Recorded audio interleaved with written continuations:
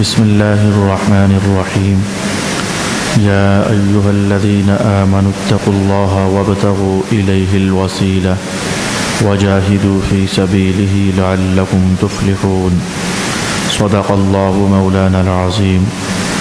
الصلاة والسلام عليك يا سيدي يا رسول الله. الصلاة والسلام عليك يا سيدي يا حبيب الله. الصلاة والسلام عليك يا سيدي يا شفيع المذنبين وعلى آلك وأصحابك يا سيدي يا رحمة للعالمين.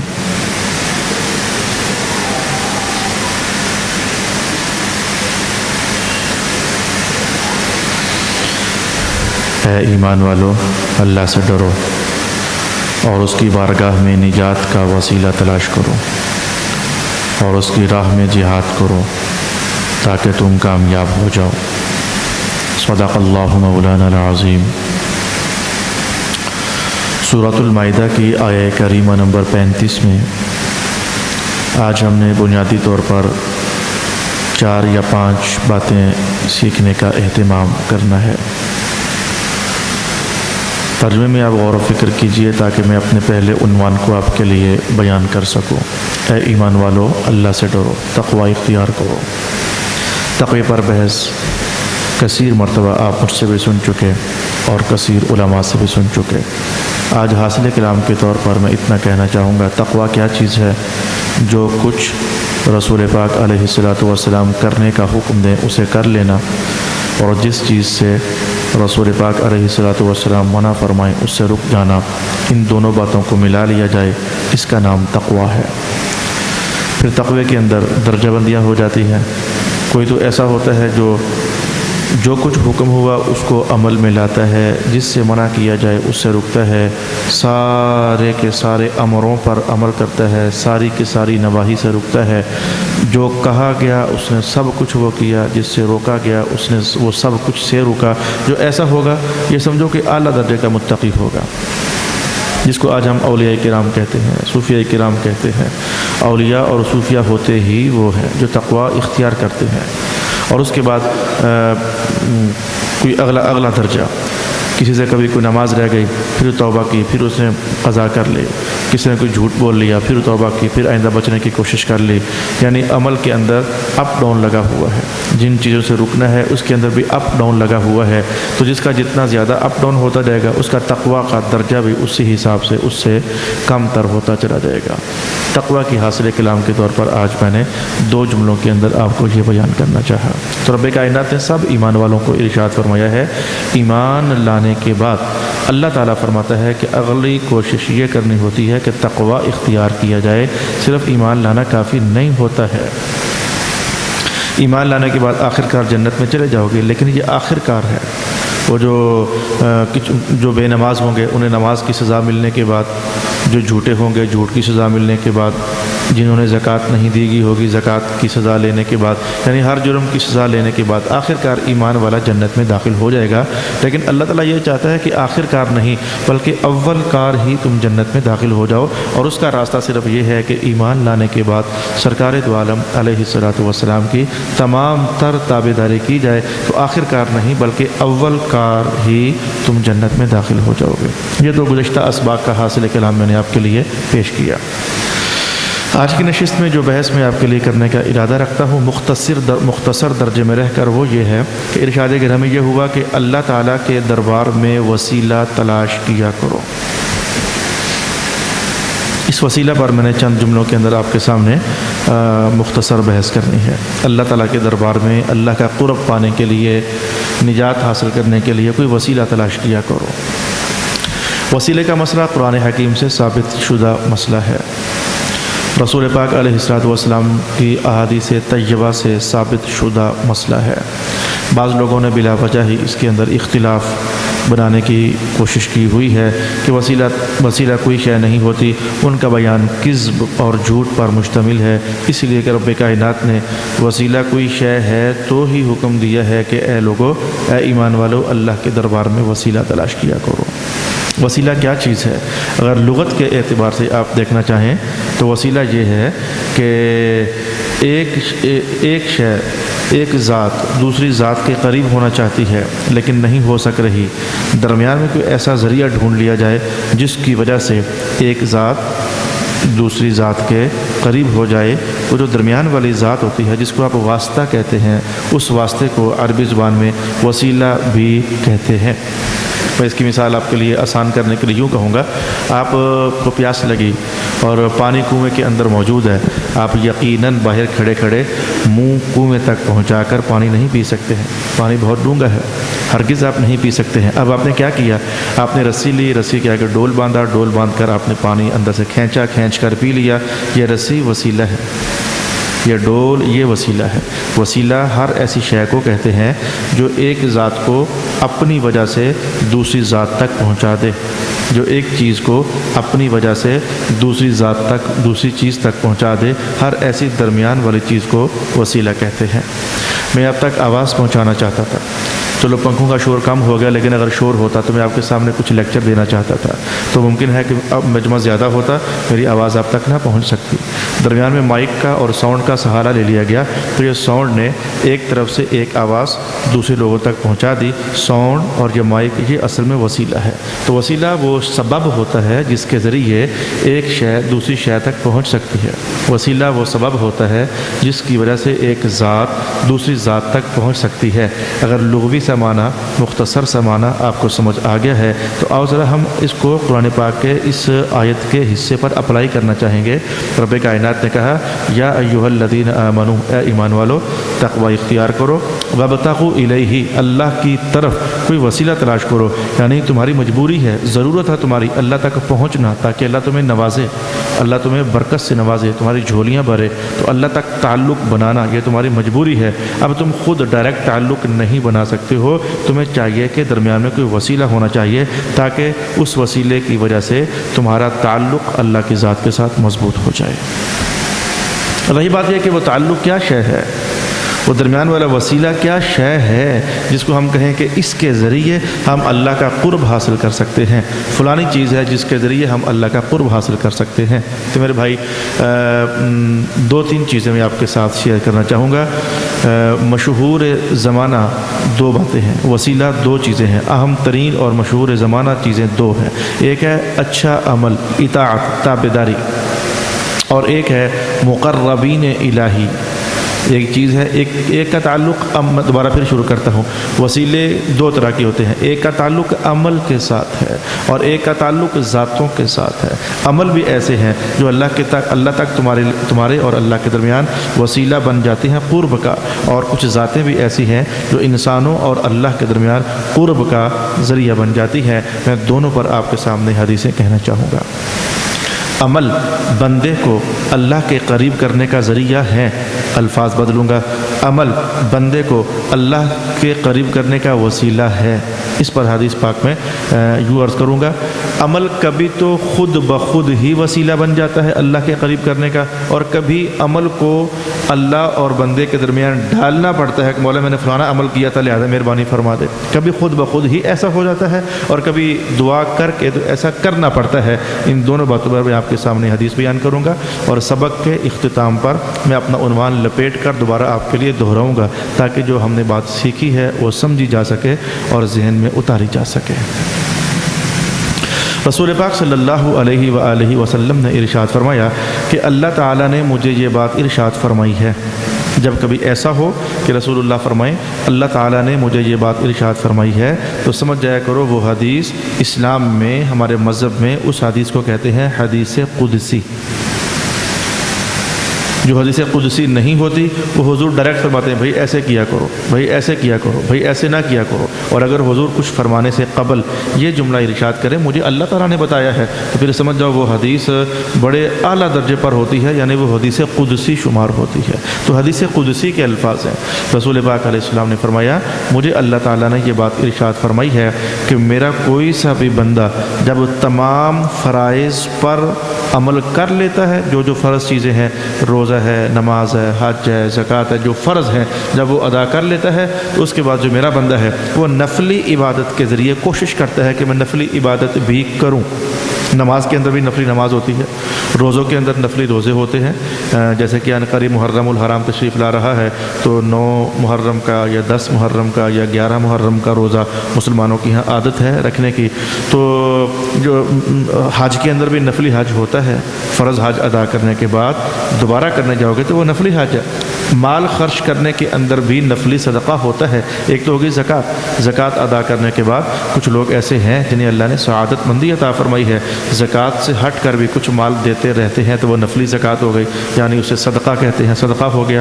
الغرض حدیث پھر سنیے، رسول پاک علیہ الصلوۃ والسلام نے ارشاد فرمایا کہ مجھے اللہ تعالیٰ نے یہ بات ارشاد فرمائی ہے، میرا کوئی سا بھی بندہ فرض ادا کر چکنے کے بعد پھر جب نفلی عبادت میں لگا رہتا ہے نا، نفل نماز، نفل روزہ، نفل حج، نفل زکوٰۃ لگا رہتا ہے نا، پھر میں اس سے خوش ہو جاتا ہوں۔ جب میں اس سے خوش ہوتا ہوں پھر اسے اپنا قریبی کر لیتا ہوں، میرا محبوب بندہ بن جاتا ہے۔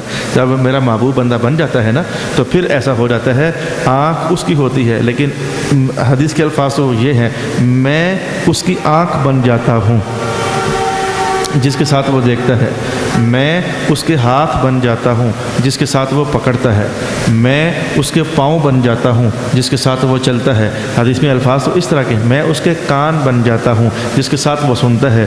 حدیث کے الفاظ تو ایسے ہیں لیکن اس کا معنی محدثین نے یہ بیان کیا، آنکھ بندے کی ہوتی ہے لیکن اندر دیکھنے والی قوت اللہ اپنی ذات سے عطا فرما دیتا ہے۔ کان بندے کے ہوتے ہیں لیکن قوت اللہ تعالیٰ اپنی ذات سے عطا فرما دیتا ہے، اور وہ قوت جو اللہ اپنے خاص مقرب بندوں کو عطا کرتا ہے وہ ہماری آنکھ کی قوت سے بہت زیادہ ہوتی ہے، وہ ہمارے کانوں کی قوت سے بہت زیادہ ہوتی ہے۔ ذرا انعام ہے تو انعام ذرا معمول سے ہٹ کر ہوتا ہے، وہ ہمارے چلنے کی قوت سے، اس لیے اولیاء کرام کی یہ شان آپ نے دیکھی ہوگی کہ بیٹھے ہوئے ہیں بغداد میں باتیں سن رہے ہیں ہندوستان کی، جیسے کہ حضرت عمر ابن الخطاب، سب صحابہ اولیاء کرام تھے۔ لفظ اولیاء کرام جو ہے یہ سب صحابہ اعلیٰ درجے کے ولی تھے، یہ بات یاد رکھ لیں۔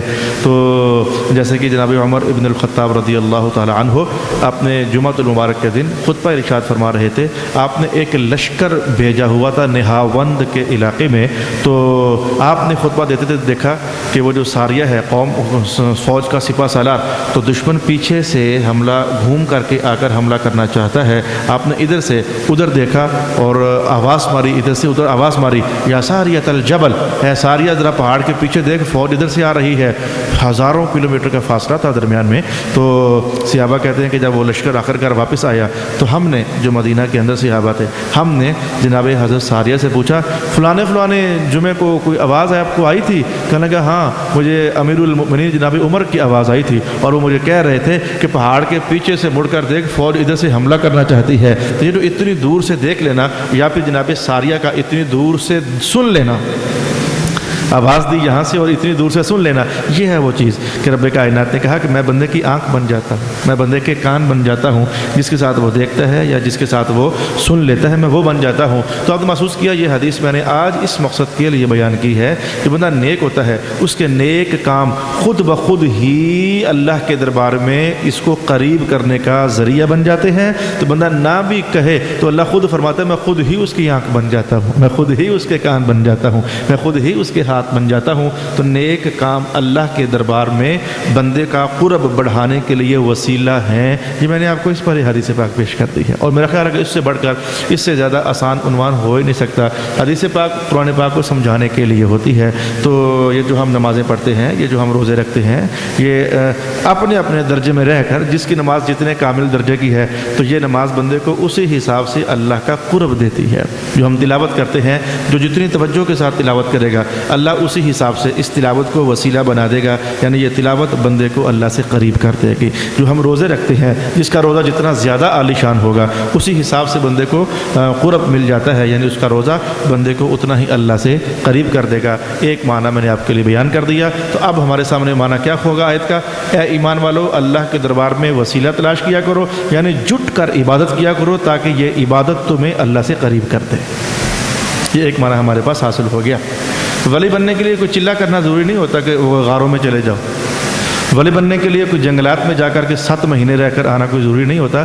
اپنے گھروں میں رہ کر بھی اگر اللہ تعالیٰ کی بندگی کرو، رسول پاک علیہ السلام کی اطاعت کرو، تو اللہ تعالیٰ مقام محبت تمہیں ادھر ہی عطا فرما سکتا ہے. یا کوئی میں آج بھی جمعۃ المبارک کی نشست میں حدیث بتا رہا تھا. رسول پاک علیہ السلام نے ارشاد فرمایا، ایک مومن وہ ہے جو سب سے کٹ کٹا کر الگ پہاڑوں، جنگلوں، غاروں میں رہتا ہے، اور ایک مومن وہ ہے جو لوگوں کے اندر رہتا ہے. جو لوگوں کے اندر رہتا ہے، لوگ اسے ستاتے بھی ہیں، تکلیف بھی دیتے ہیں، دکھ بھی دیتے ہیں، اذیت بھی دیتے ہیں، اور یہ صبر کرتا ہے.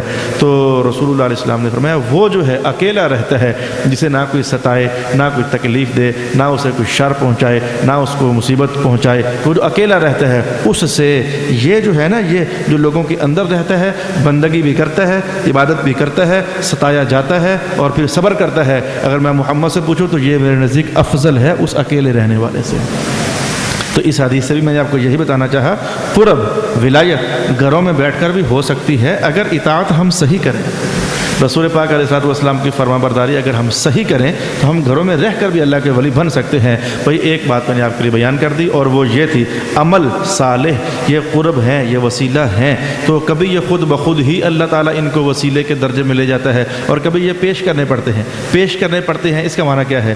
جب کبھی کوئی مصیبت آئے تو بندہ یہ کہہ سکتا ہے، اے اللہ تعالیٰ میں نے آج فجر کی نماز پڑھی تھی تو فجر کی نماز کی وجہ سے میری مصیبت ٹال دینا.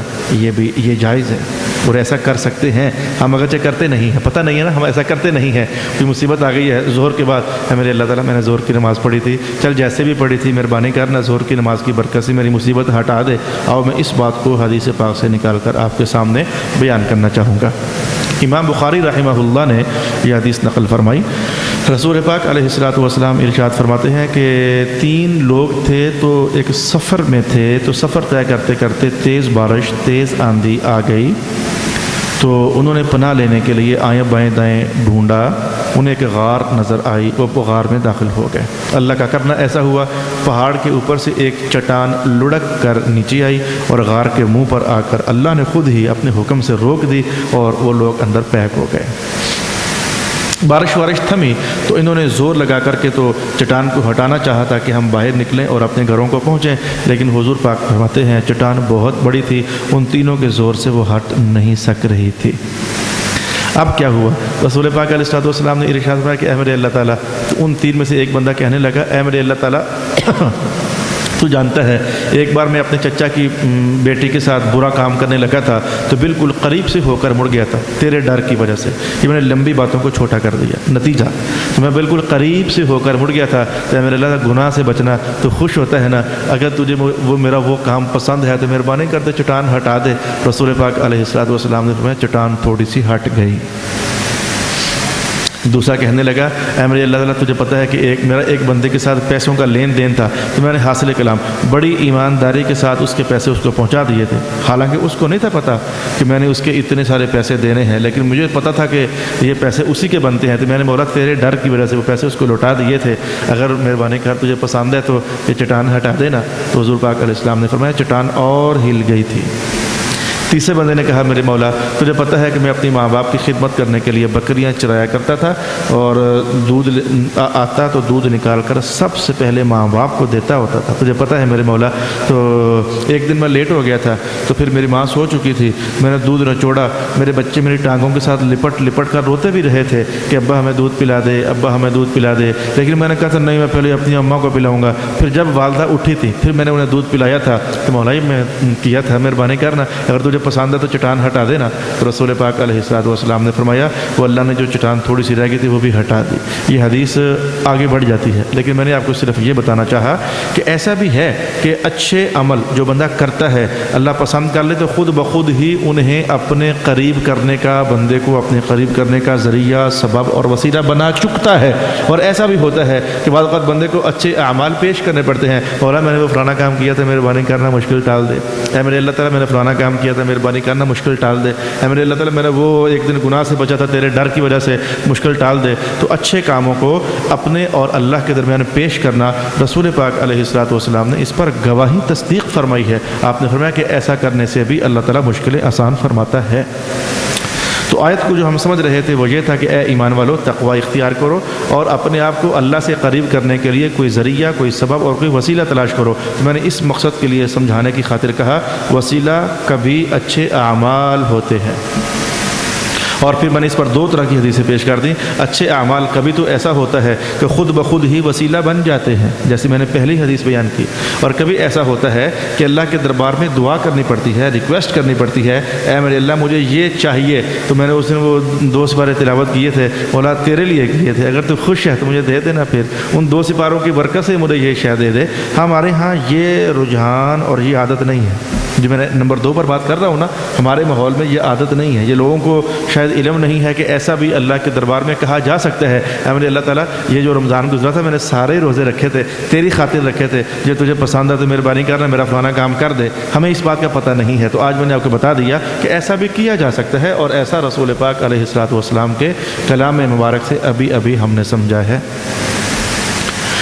وسیلہ کبھی پاکیزہ ذاتیں بن جاتی ہیں، پاکیزہ ہستیاں جو ہیں وہ وسیلہ بن جاتی ہیں، یعنی بندے کو اللہ سے قریب کرنے کے لیے کچھ پاکیزہ ذاتیں ہیں، وہ بھی وسیلہ اور قرب بن جاتی ہیں اور ذریعہ اور سبب بن جاتی ہیں۔ اس پر بھی میں آپ کو حدیث پاک ہی بیان کرنا چاہوں گا۔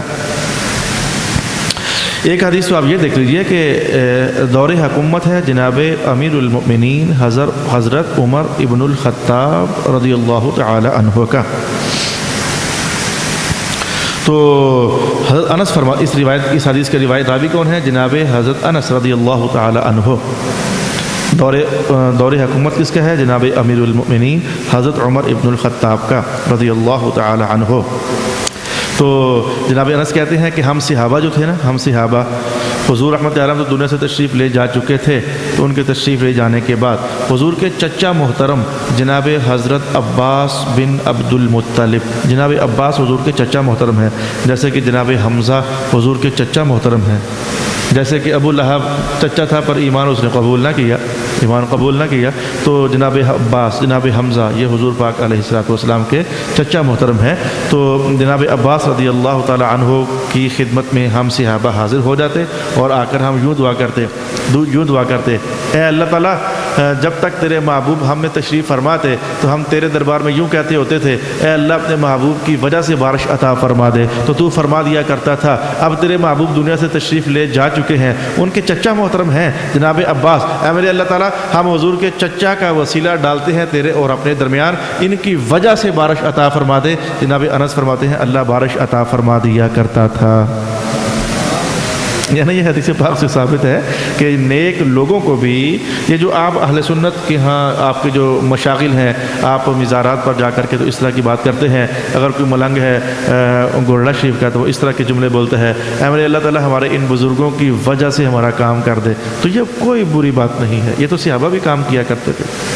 صحابہ کے لیے جناب عباس ولی کامل تھے، اور رسول اللہ تو سید الاولیاء تھے، حضور کا مقام تو سید الانبیاء ہے۔ تو صحابہ خود کہتے ہیں جب تک سرکار تھے تو ہم سرکار کا وسیلہ ڈالا کرتے تھے بارش لینے کے لیے، اور جب پھر حضور تشریف لے گئے پھر ہم جناب عباس کا وسیلہ ڈالا کرتے تھے اللہ تعالیٰ سے بارش لینے کے لیے۔ تو یہ میں نے آپ کو ایک دوسرے طریقے سے بتانا چاہا کہ وسیلہ کبھی پاکیزہ ذاتوں کے ذریعے ہوتا ہے۔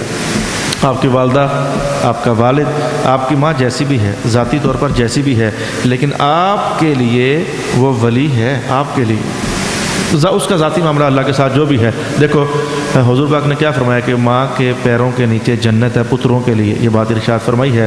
اب ساتھ یہ نہیں فرمایا کہ ماں نیک ہوگی تو پھر تو اس کے پیروں کے نیچے جنت ہے، بری ہوگی تو پھر جنت نہیں ہے، یہ بات ارشاد نہیں فرمائی۔